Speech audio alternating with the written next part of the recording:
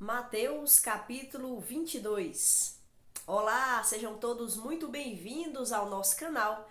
Meu nome é Alba e esse é o canal Pouco Tempo. Estamos estudando o livro de Mateus, capítulo a capítulo, e chegamos finalmente no capítulo 22. Então, se você é novo aqui no canal, ainda não viu aí a playlist, fique à vontade para ver os outros vídeos do Evangelho de Mateus. Estamos aí numa jornada, no desafio de estudar um capítulo por semana da Bíblia. E aí eu comecei do Novo Testamento, no livro de Mateus, e chegamos no capítulo 22. E tem sido assim uma bênção para a minha vida, e tenho certeza que vai ser bênção também na sua vida, sempre a exposição da palavra de Deus. Então, por favor, se inscreva nesse canal, me ajude aí nessa caminhada, de caminhada aqui no YouTube. Também pode compartilhar esse vídeo, tenho certeza aí nos grupos da sua igreja, para os seus amigos, para os seus familiares, né? Nós estudarmos aí a palavra de Deus. E também fique à vontade para fazer algum comentário se você quiser, mas principalmente leia a Bíblia. Nada substitui o seu tempo devocional com Deus. Então, gaste tempo, ou melhor, invista tempo na sua leitura da palavra de Deus, na meditação da palavra de Deus, porque essa palavra é extremamente rica e proveitosa. Então, é através dela que nós conhecemos a Deus. E estudando o Evangelho aqui de Mateus, eu tenho conhecido como Deus é exigente.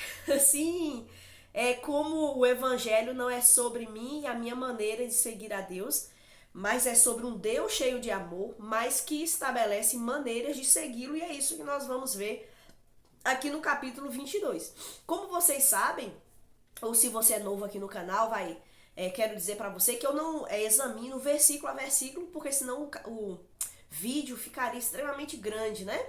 Eu pego alguns fatos, alguns pontos do capítulo e tento fazer assim um apanhado sobre o capítulo, né? E tenho lido alguns comentários bíblicos, claro, para me ajudar aí nessa compreensão maior da palavra de Deus. Então vamos lá. O capítulo 22 começa com a parábola do banquete de casamento. E aqui Jesus ele conta uma parábola, lembrando que Jesus ele está em Jerusalém, ele está naquela semana que vai anteceder a paixão de Cristo, a sua crucificação, morte e ressurreição. E aí ele está sendo sabatinado muito pelos saduceus e fariseus, usados pelo inimigo para tentar fazer com que Jesus caia em alguma contradição ou seja acusado de algum modo por aquilo que ele fala. Então os saduceus e fariseus estão no pé de Jesus, tentando ali de todas as formas pegar Jesus em alguma coisa. E aí o capítulo 22 começa Jesus contando uma parábola. E nessa parábola, que é sobre o banquete, ele faz uma alusão ao povo de Israel e à igreja que vai surgir. Porque a parábola diz que o noivo vem, vai fazer uma festa de casamento e ele convida os seus amigos. E aí esses amigos começam a dar desculpas para não ir nesse casamento. O amigo de Jesus, vocês lembram, é João Batista. João Batista é amigo do noivo, que vem e diz que o noivo está chegando, que ele vai fazer a festa de casamento dele, a união. E aí o povo de Israel rejeita Jesus. Então, ao rejeitar Jesus, Jesus chama outras pessoas, que é a igreja que vai surgir. A igreja é convidada a fazer parte, a igreja se torna a noiva de Cristo.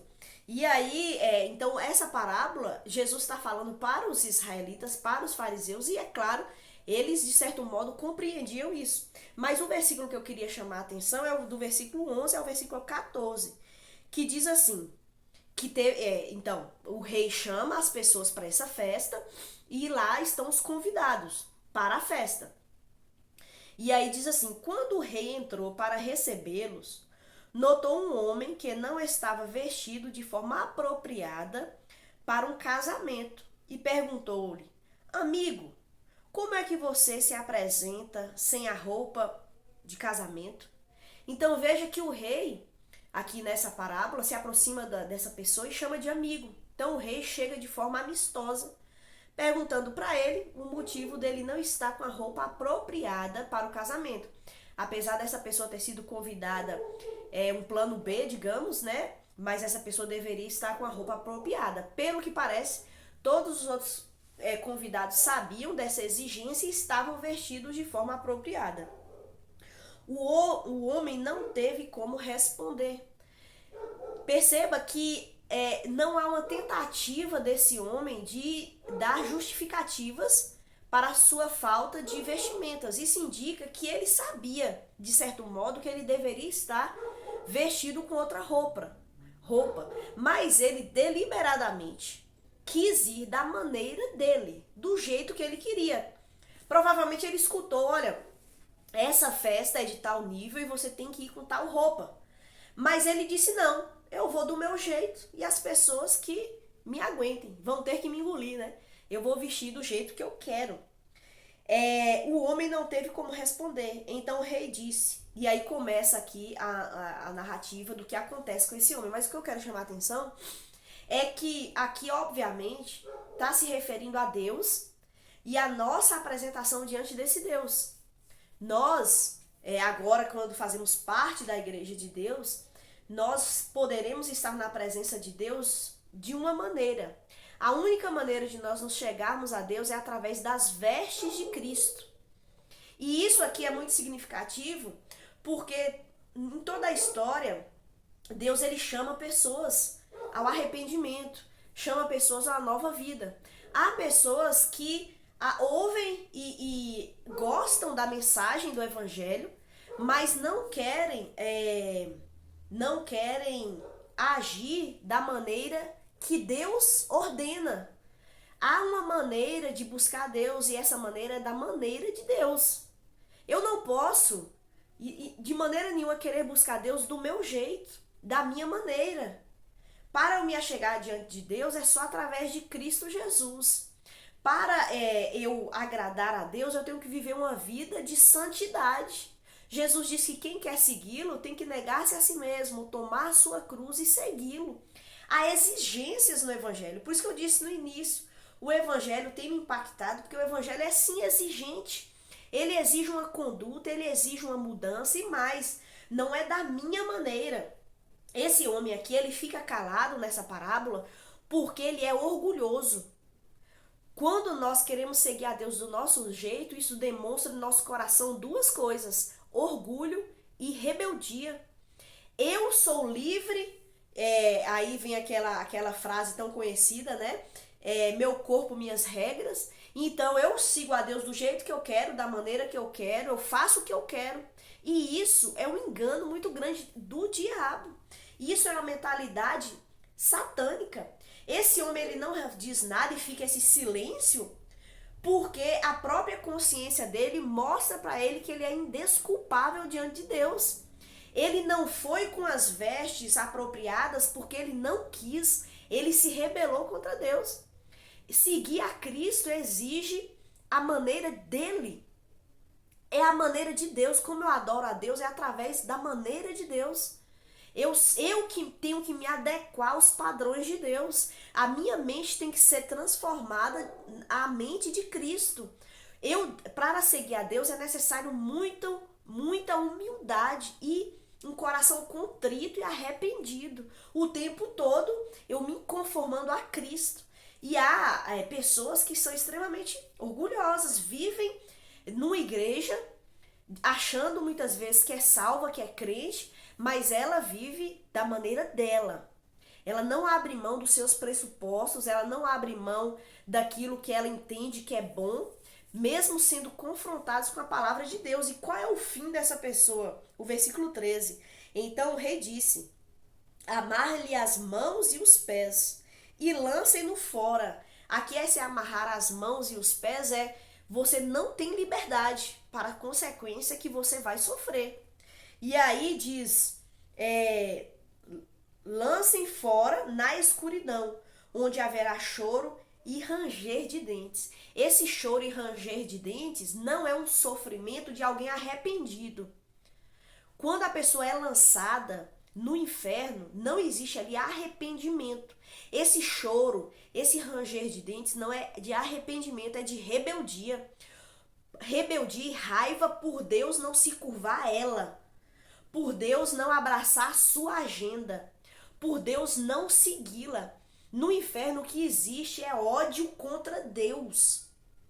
É raiva, a pessoa com certeza no inferno será atormentada terrivelmente, mas esse tormento, essa dor, essa aflição que ela vai passar no inferno não resultará em arrependimento, mas em cada vez mais dureza. Em dureza em dizer, Deus, eu quero que você seja como eu quero. Eu quero que te obedecer e te seguir do meu jeito e da minha maneira. Por que eu estou dizendo isso? Vocês lembram, talvez aqui se você não conhece, mas tem um texto da Bíblia que vai falar que é a parábola do rico e Lázaro.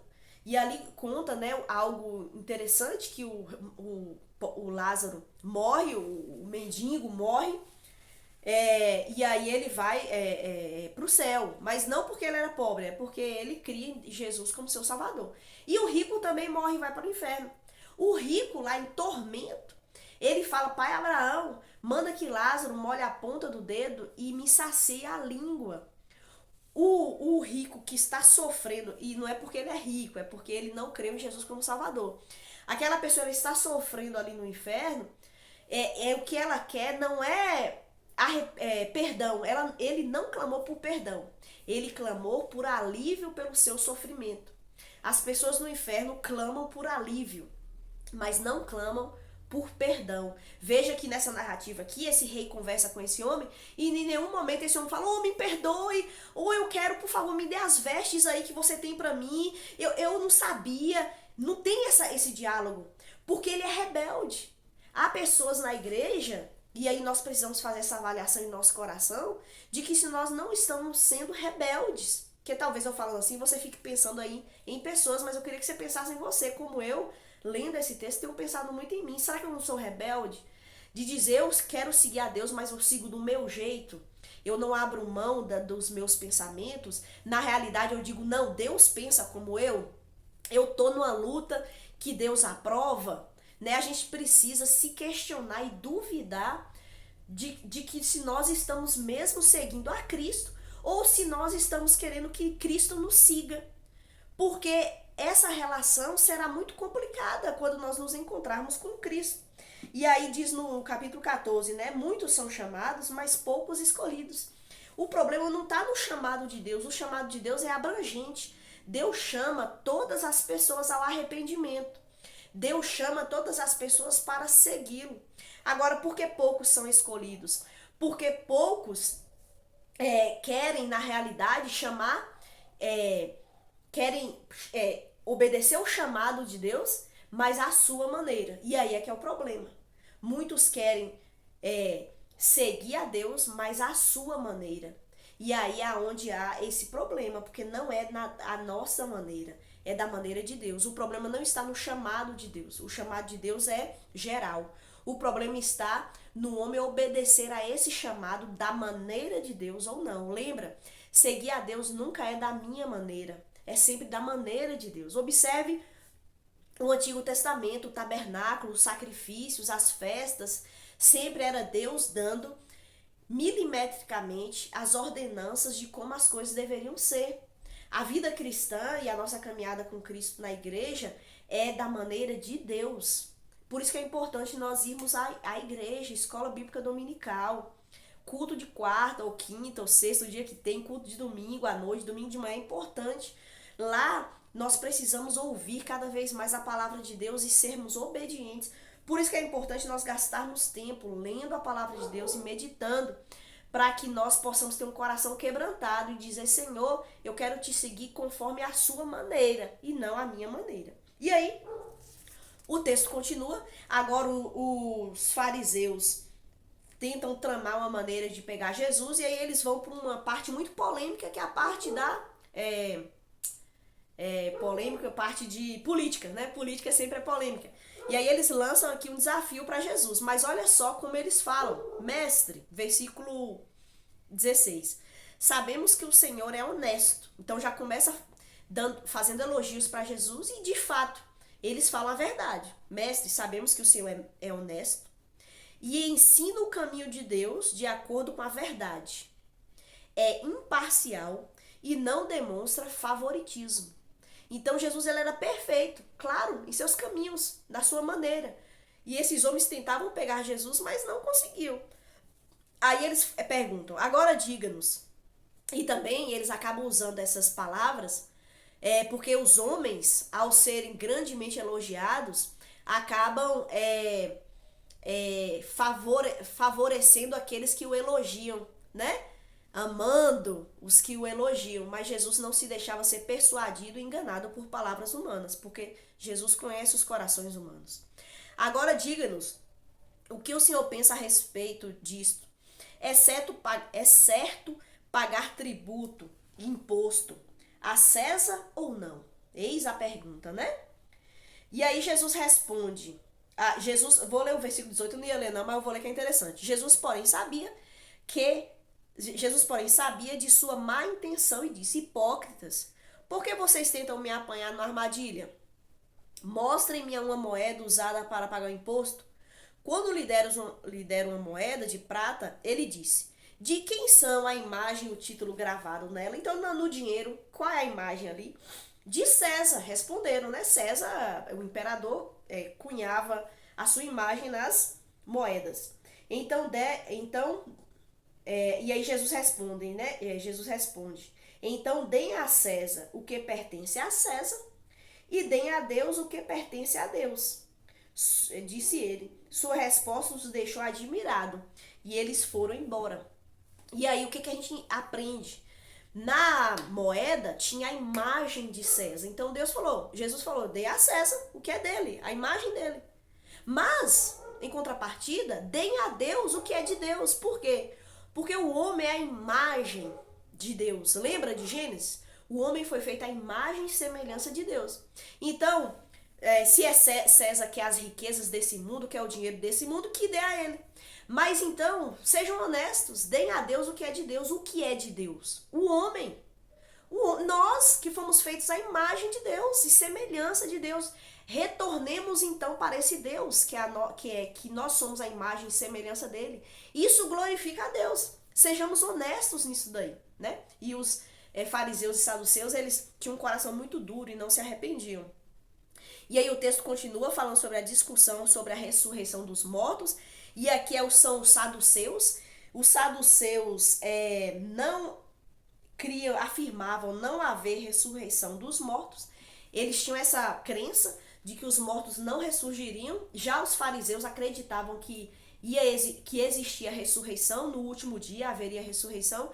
Então os saduceus lançam essa teste sobre Jesus para ver se Jesus caía em algum erro. E Jesus diz para eles, olha, vocês erram porque vocês não conhecem as escrituras. E interessante que no versículo 34 começa assim, sabendo os fariseus que Jesus tinha calado os saduceus. Então perceba esses grupos. Esses grupos parecem muito, muito mesmo, e não é por acaso, né? Com esse homem da festa de casamento, que foi encontrado sem as roupas próprias para o casamento. Os saduceus e os fariseus este homem. Este homem representa esses dois grupos. Por quê? Porque os saduceus e os fariseus queriam um Cristo que compactuasse e seguisse aquilo que os fariseus e os saduceus criam, apesar de serem dois grupos divergentes. Mas esses grupos não queriam crer em Jesus, não tinham um coração quebrantado. Eles, na realidade, queriam um Messias, sim, mas um Messias que fosse como eles, os obedecessem, os seguissem. Então, nessa cena aqui, nós de novo vemos isso. Gente, vamos ter cuidado. Vamos ter cuidado de não nos tornarmos como os saduceus e os fariseus, que queriam Deus, mas queriam Deus que se conformasse a eles, que o seguisse. Não Deus que faz exigências e que diz como o homem deve ser e como o homem deve agir. E aí está um problema na nossa vida. Para seguir a Deus é da maneira de Deus. Que isso fique claro, porque para mim Essa foi a parte mais impactante desse texto. Para nós seguirmos a Deus, tem que ser da maneira de Deus. Porque um dia nós não seremos livres para as consequências das nossas escolhas, não é? E aí o texto continua falando sobre o maior mandamento, né? O mandamento mais importante.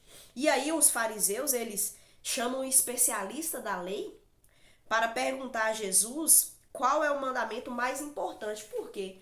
Porque existia uma tradição muito forte. Opa, bati aqui. Uma tradição muito forte entre os judeus. E alguns ramos da tradição judaica dizia que a tradição dita por alguns rabinos era mais importante do que a lei de Moisés. Infelizmente isso hoje acontece. Algumas religiões, é igual ao catolicismo, que a tradição é equiparada à palavra de Deus. Então Deus, ele desmonta e desarticula essa presunção humana quando ele cita Deuteronômio capítulo 6, versículo 4 e 6. É o Shema de Israel. É a profissão de fé central do monoteísmo judaico, que está lá em Deuteronômio 6, versículo 4 até o versículo 9.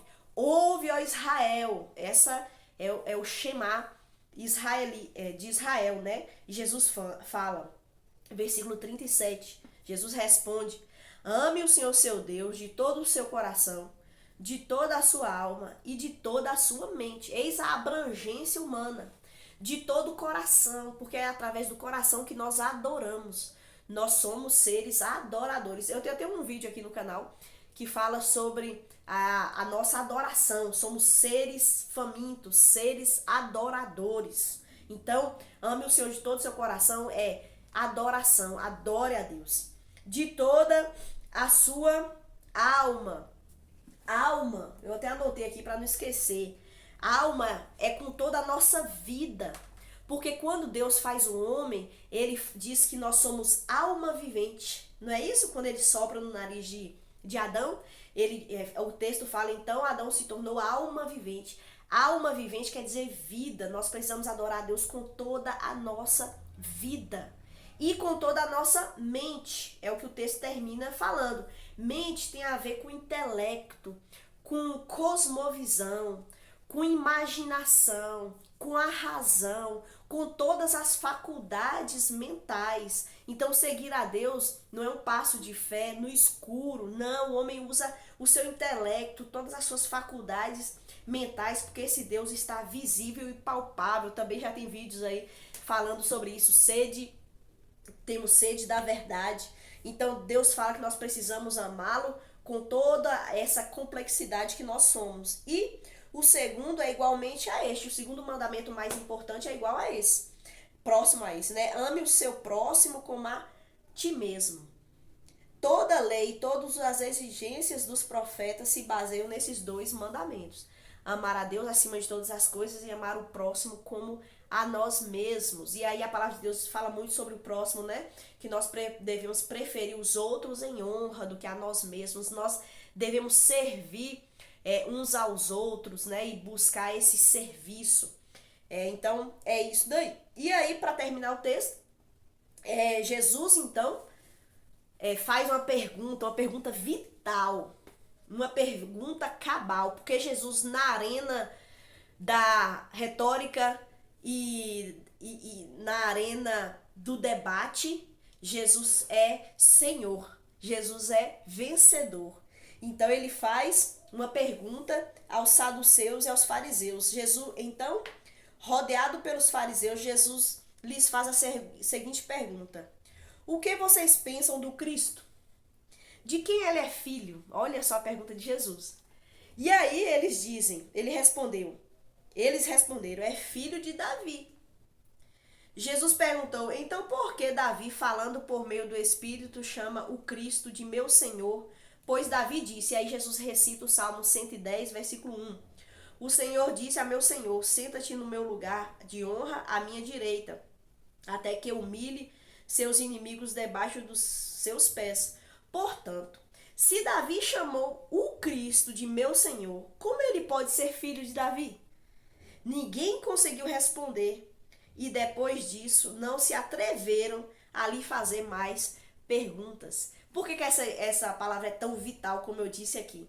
Porque Jesus ele faz uma pergunta que eles eram obrigados a responder. Porque os fariseus sabiam que, por exemplo, o Salmo 110 que Jesus responde é um salmo messiânico. De quem o Cristo é filho? De Davi. Jesus está dizendo, olha, a origem do Messias é uma origem humana, filho de Davi. Mas aí Jesus mostra uma origem divina. Jesus é Deus. Porque antes de Davi existir, como Davi disse, Jesus já existia. Jesus, ele é eterno, Jesus, ele é Deus, então a origem do Messias que estava na presença deles, esse Messias que estava respirando o oxigênio que eles também estavam, esse Jesus é de origem humana, filho de Davi, mas é de origem divina. Por quê? Porque o próprio Davi disse, Davi chamou Cristo de meu Senhor. Só na tradição judaica, só chama de Senhor aquele que é anterior a si. Então, Davi chama o Senhor de Senhor porque o Senhor é anterior a ele. O Senhor é eterno, o Senhor sempre existiu. E aí, nessa arena de debate, Cristo é vencedor. Porque ninguém conseguiu responder. E depois disso, não se atreveram a fazer mais perguntas a Cristo. E aí eles começam então a buscar um meio de calar Cristo. Não por argumentos, porque eles não tiveram condições, mas agora calando através da morte. E eles começam a tramar maneira de matar Jesus. Jesus, durante toda a história, é tentado ser calado e há uma perseguição ferrenha a Cristo Jesus e a sua igreja. Hoje, em todas as partes do mundo, a igreja ainda é tentando calar a palavra de Deus. Muitos tentaram queimar a palavra de Deus, tentaram proibir a palavra de Deus, fizeram de tudo. Mas esse Cristo, ele fala e ele não vai se calar. Que Deus abençoe sua vida, te ajude, a mim, a você, a seguirmos a Deus da maneira dele e não da nossa maneira. Que ele nos ajude a termos um coração humilde, quebrantável e dobrável à sua verdade, que é tão arrebatadora. Ou as pessoas vão se rebelar contra esse Deus e não ouvi-lo, ou nós vamos nos quebrantar diante dele e colocarmos todas as nossas ideias e verdades para o lado e abraçar o Cristo e este crucificado. Que Deus abençoe sua vida. Muito obrigada por você me acompanhar até aqui. Obrigada mesmo por sua companhia.